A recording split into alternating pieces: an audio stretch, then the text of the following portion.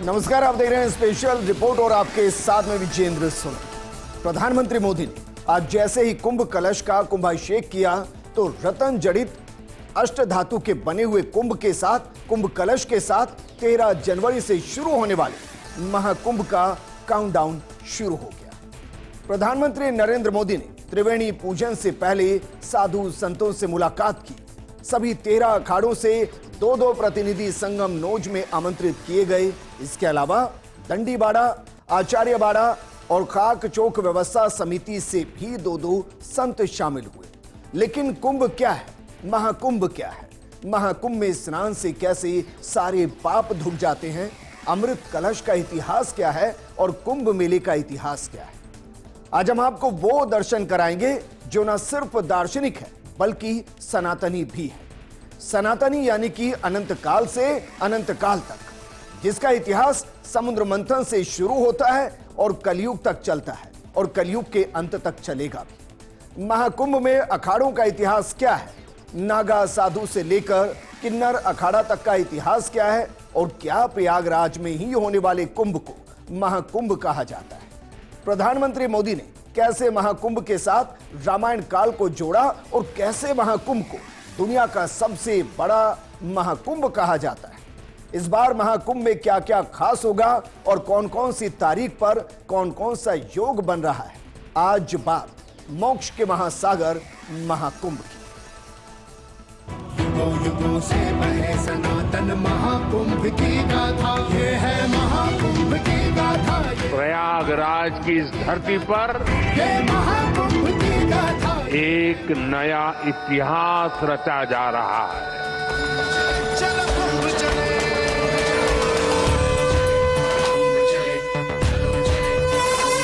जहाँ शंख ये गूंज उठे, एकता का ऐसा महायज्ञ होगा जिसकी चर्चा जहाँ पुण्य जगे पूरी दुनिया में होगी। और श्रद्धा भी आंखें खोले, सब उस दर्शन के लिए चले।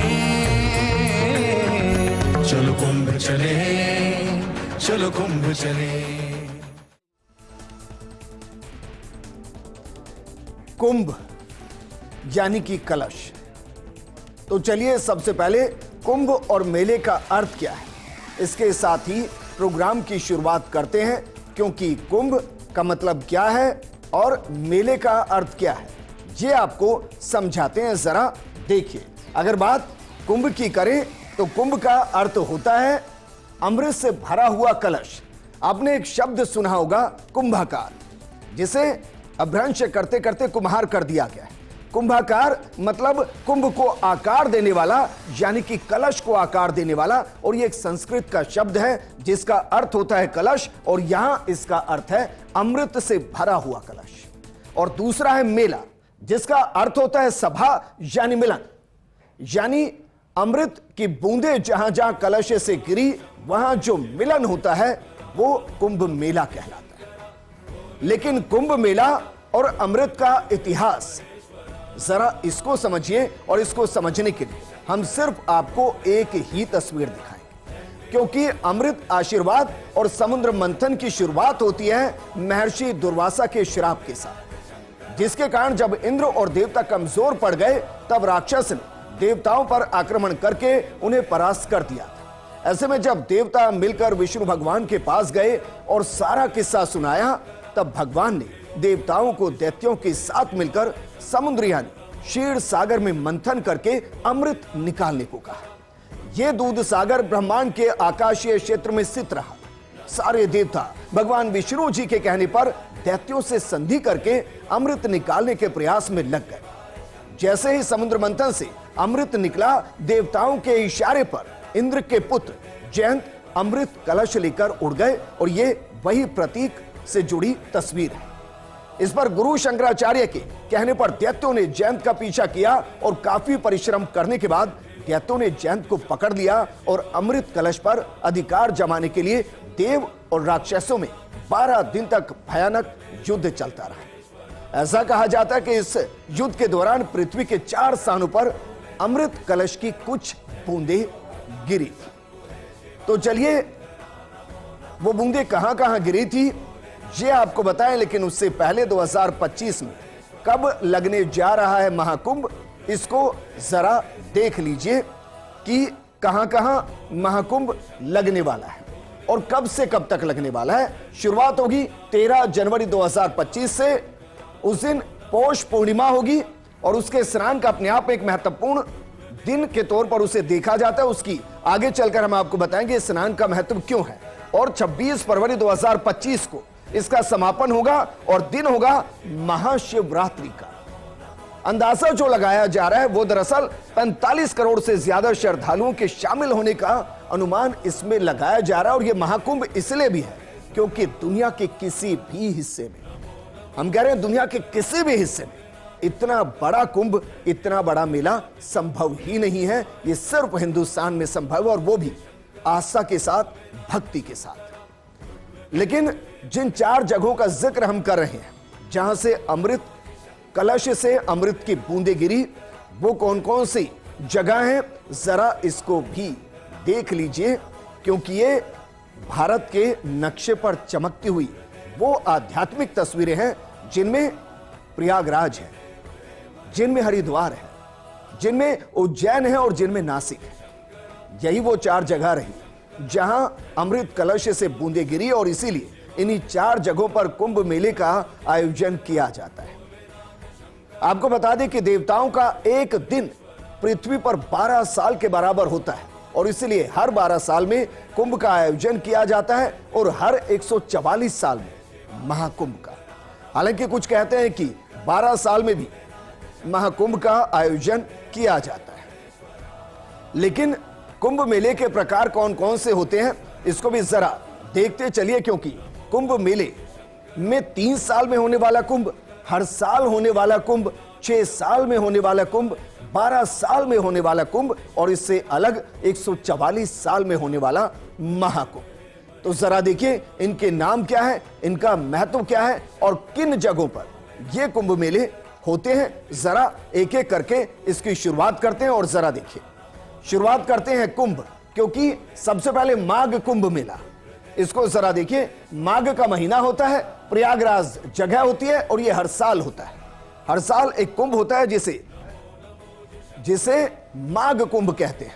दूसरा कुंभ मेला माघ के महीना और इसमें माफ कीजिएगा, दूसरा जो है वो कुंभ मेला वो हर 3 साल में 4 अलग अलग स्थानों पर होता है। इसके अलावा तीसरा होता है अर्ध कुंभ मेला, यह हर 6 साल में सिर्फ 2 स्थानों पर होता है, हरिद्वार और प्रयागराज। चौथा होता है पूर्ण कुंभ मेला जो 12 साल में प्रयागराज, हरिद्वार, नासिक और उज्जैन में आयोजित किया जाता है। और 5वां होता है महाकुंभ मेला जो 12 पूर्ण कुंभ के बाद 144 साल में सिर्फ प्रयागराज में ही आयोजित किया जाता है।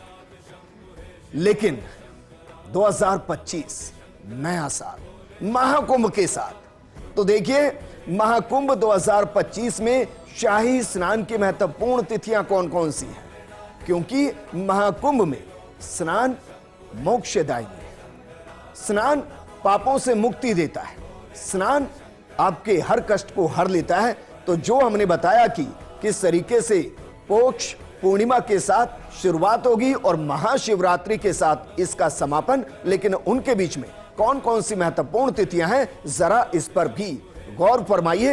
ये भी हम आपको दिखाते हैं, जरा देखिए। शुरुआत करते हैं 13 जनवरी 2025 के साथ, जिससे महाकुंभ की शुरुआत हो रही है और दिन होगा पौष पूर्णिमा शाही स्नान का। दूसरी है 17 जनवरी 2025, इस दिन मकर संक्रांति होगी। इसके अलावा तीसरा जो दिन है वो 29 जनवरी 2025 मौनी अमावस्या होगी। इसके बाद अगर हम बात करें 3 फरवरी 2025 की, बसंत पंचमी होगी।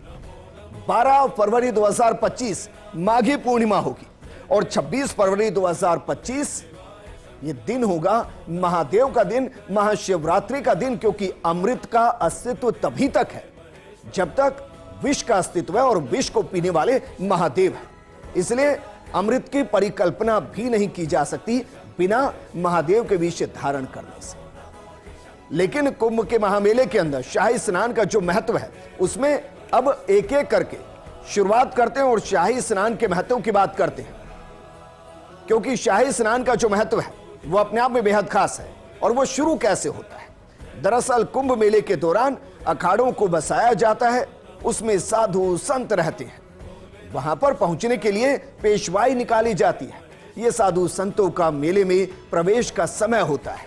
मेले में प्रवेश के लिए अखाड़ों और साधु संतों का भव्य जुलूस निकाला जाता है। साधु अखाड़े अपने झंडे, चिन्ह और पताकाओं के साथ भव्य तरीके से पहुंचते हैं। नागा साधु अखाड़ों का एक प्रमुख वर्ग है जो कुंभ मेले के शाही स्नान में विशेष भूमिका निभाते हैं। ये साधु नग्न रहते हैं और शरीर पर भस्म लगाते हैं। नागा साधु अपनी कठिन तपस्या और संयम के लिए जाने जाते हैं। उनकी मौजूदगी शाही स्नान को और भी ज्यादा प्रभावशाली बना देती है। नागा साधुओं को महायोद्धा साधु भी कहा जाता है। प्राचीन काल में वो धर्म और समाज की रक्षा के लिए सेना के रूप में भी काम करते थे। महाकुंभ के मेले में पवित्र नदियों के स्नान करने से मोक्ष की प्राप्ति होती है और कहा जाता है कि नदियों के जल में इस दौरान अमृत के समान गुण होते हैं। सभी देवी देवताओं का आशीर्वाद कुंभ मेले में स्नान करने से मिलता है। खासकर प्रयागराज में आयोजित होने वाले शाही स्नान का धार्मिक महत्व होता है। दरअसल यहां गंगा, यमुना और सरस्वती नदियां मिलती हैं और इसीलिए प्रयागराज में महाकुंभ के दौरान शाही स्नान करने का विशेष महत्व होता है। लेकिन कुंभ के प्रमाण और हमारे पुराण अक्सर हमारे धर्म, हमारी पद्धति, हमारी परंपरा, हमारे पहनावे और हमारे इतिहास को लेकर सवाल उठाए जाते हैं और हमारे हर पुराण को यहां तक कि काल्पनिक कह दिया जाता है।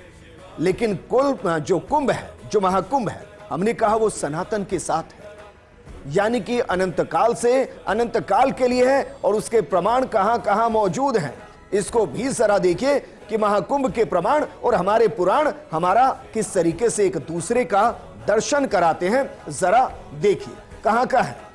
प्रयाग महात्म्य में महाकुंभ का जिक्र है, भागवत पुराण के अंदर महाकुंभ का जिक्र है। इसके अलावा आप देखिए महाभारत के अंदर महाकुंभ का जिक्र है, ऋग्वेद के अंदर महाकुंभ का जिक्र है, नारद पुराण के अंदर महाकुंभ का जिक्र है और इसके अलावा मत्स्य पुराण के अंदर महाकुंभ का जिक्र है, विष्णु पुराण के अंदर महाकुंभ का जिक्र है, रामायण के अंदर महाकुंभ का जिक्र है, यहां तक कि बौद्ध धर्म के पाली ग्रंथों के अंदर भी महाकुंभ का जिक्र है, शाही स्नान का जिक्र है। इसके अलावा स्कंद पुराण के अंदर भी महाकुंभ का जिक्र है। सिर्फ इतना ही नहीं, इसके अलावा अगर बात करें तो भी महाकुंभ का अनंत जगहों पर जिक्र है। आगे चलकर हम आपको बताएंगे कि किस तरीके से चंद्रगुप्त के दौर से लेकर चाइना के एक दार्शनिक तक के इतिहास के अंदर महाकुंभ का जिक्र है। लेकिन उससे पहले महाकुंभ, जिसे मोक्ष का महासागर कहा जा रहा है, उसमें इस बार क्या क्या खास है, इसको जरा देखते चलते हैं। इस बार महाकुंभ मेले में देश भर के कई राज्यों के पवेलियन नजर आएंगे। ये पवेलियन भारतीय राज्यों की संस्कृति, कला और पर्यटन का नजारा पेश करेंगे। मकर संक्रांति से लेकर बैसाखी तक के पारंपरिक त्योहारों पर 35 स्टॉल्स इस बार लगाई जा रही है। महाकुंभ 2025 का खास आकर्षण है यहां का कलाग्राम। कलाग्राम 3 प्रमुख थीम्स पर आधारित है और इनमें भारतीय कला और संस्कृति के विभिन्न पहलुओं का प्रदर्शन किया जाएगा। कलाग्राम मेले में आने वालों को भारतीय कला संस्कृति का समृद्ध अनुभव प्रदान करेगा। महाकुंभ मेले में स्थित एरेल में विशेष संस्कृत ग्राम तैयार किया जा रहा है। संस्कृत ग्राम को 6 जोन्स में बांटा गया है। इनमें देश के प्राचीन धरोहर, महाकुंभ की कथाएं, ज्योतिष, कला, व्यंजन प्रदर्शनी और डिजिटल माध्यम के वर्कशॉप का आयोजन किया जाएगा। संस्कृत ग्राम पर्यटकों को भारत की समृद्ध सांस्कृतिक और शैक्षिक अनुभव देने का माध्यम बनेगा। कालीघाट पर स्थित बोट क्लब के पास ultra modern water laser show का आयोजन किया जाएगा और यह शो मेले में आने वालों के लिए शानदार अनुभव बन सकता है। वहीं भारत की तकनीकी के बढ़ते कदम का उदाहरण भी पेश करेगा। महाकुंभ मेले में 20 जनवरी और 5 फरवरी को ड्रोन शो का आयोजन किया जाएगा। अत्याधुनिक तकनीकी वाला ये शो पर्यटकों को आध्यात्मिकता का प्रत्यक्ष अनुभव प्रदान करेगा। महाकुंभ मेले में देश के समृद्ध सांस्कृतिक और पारंपरिक कलाओं से रूबरू कराने के लिए शास्त्रीय संगीत, नृत्य, लोक कला प्रदर्शन और पारंपरिक नाटक का आयोजन भी किया जाएगा। महाकुंभ मेले में देश भर के कारीगर अपनी हस्तकला का प्रदर्शन करेंगे। इनमें तरह तरह के आभूषण, हाथ से बुने वस्त्र से लेकर सजावटी सामान तक शामिल है। इसके साथ ही मेला क्षेत्र में देश के विभिन्न प्रदेशों के पारंपरिक व्यंजनों के स्टॉल्स भी लगने वाले हैं। लेकिन कुंभ की जगह और ग्रहों की चाल ये किस तरीके से तय होती है? महाकुंभ मोक्ष का महासागर, लेकिन कुंभ की जगह और ग्रहों की चाल, इनके बीच में क्या संबंध है? या कहें कि ग्रहों की चाल तय करेगी कि कुंभ कौन सी जगह पर होगा। तो चलिए इसको भी बताते हैं, क्योंकि हमारा विज्ञान और हमारा गणित ये न सिर्फ अनंत काल से व्यवस्थित है, बल्कि हर काल के अंदर हर किसी को मार्ग दिखाता भी नजर आता है और बताता नजर आता है कि सनातन कितना समृद्ध है। चलिए शुरुआत करते हैं कि किस तरीके से यह सब तय होता है। जगह प्रयागराज, हरिद्वार, नासिक और उज्जैन, जहां 4 जगहों पर महाकुंभ होता है या कहीं कि कुंभ होता है। लेकिन होता कैसे है? प्रयागराज कैसे तय होता है? जब बृहस्पति मेष राशि में होते हैं और सूर्य मकर राशि में, तो प्रयागराज के अंदर कुंभ होगा। हरिद्वार में कुंभ कब होगा? जब बृहस्पति कुंभ राशि में होंगे और सूर्य मेष राशि में होंगे, तो हरिद्वार के अंदर कुंभ होगा। नासिक के अंदर कुंभ कब होगा? जब सूर्य और बृहस्पति दोनों ही सिंह राशि में होंगे, और इसलिए उसे सिंहस्थ कुंभ भी कहते हैं, और वो नासिक के अंदर होता है। जबकि उज्जैन में जब बृहस्पति सिंह राशि में होंगे और सूर्य मेष राशि में होंगे, तो उज्जैन को चुना जाता है और उज्जैन के अंदर कुंभ होता है। आप सोचिए जरा, जो हमें यह बताते हैं कि 9 ग्रहों की स्थापना या 9 ग्रहों की खोज किसी कल के वैज्ञानिक ने की है, उनको ये देखना चाहिए कि महाकुंभ कब से चला आ रहा है और कैसे तय होता है। लेकिन महाकुंभ और महाप्रमाण हर कालखंड के अंदर नजर आए हैं और आते रहेंगे। इसके कुछ और प्रमाण हम आपको दे रहे हैं। 629 ईसा पूर्व सम्राट हर्षवर्धन के कालखंड के अंदर, 400 ईसा पूर्व सम्राट चंद्रगुप्त के कालखंड के अंदर, नासिक में हुई खुदाई में मिले तामपत्र में, इसके अलावा देखिए मराठी पुस्तक गुरु चरित्र में, चीनी यात्री ह्वेन सांग की पुस्तक के अंदर भी महाकुंभ का जिक्र मिलता है। लेकिन हमने आपको तारीखों के बारे में बताया था कि 13 जनवरी से लेकर महाशिवरात्रि तक कौन कौन से दिन पड़ रहे हैं, उन दिनों का महत्व क्या है, यह भी आपको बताते हैं। क्योंकि पौष पूर्णिमा का महत्व क्या है? दरअसल कुंभ स्नान करने से व्यक्ति के सारे पाप, इस दिन अगर वो स्नान करता है तो उसके पाप धुल जाते हैं और ये दिन मोक्ष प्राप्ति के लिए भी उपयुक्त माना जाता है। मकर संक्रांति का महत्व, इस दिन महाकुंभ मेले में दान की शुरुआत का ये प्रतीक है और तीर्थयात्री अपनी इच्छा और उदारता के आधार पर दान करते हैं।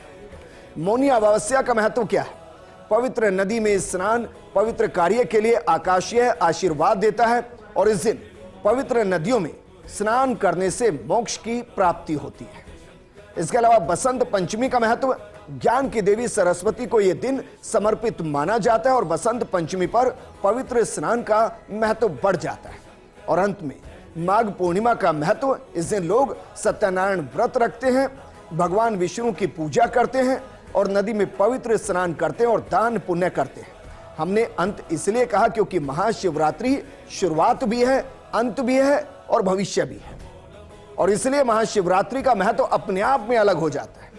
इस दिन महाकुंभ मेले का समापन होता है और इस दिन स्नान, ध्यान, तपस्या, पूजा, ये सब करने से मां पार्वती और महादेव का आशीर्वाद मिलता है। और वही तो हर काल से परे हैं, वो महादेव हैं, वो महाकाल हैं। लेकिन अखाड़ों का जिक्र क्योंकि अखाड़ों के जिक्र के बिना महाकुंभ पूरा नहीं हो सकता। लेकिन अखाड़े कैसे काम करते हैं, एक बार तेजी से ये भी आपको समझाते चलते हैं। अखाड़ों की व्यवस्था और संचालन 5 लोगों की समिति करती है, जिसे ब्रह्मा, विष्णु, शिव, गणेश और शक्ति का प्रतीक माना जाता है।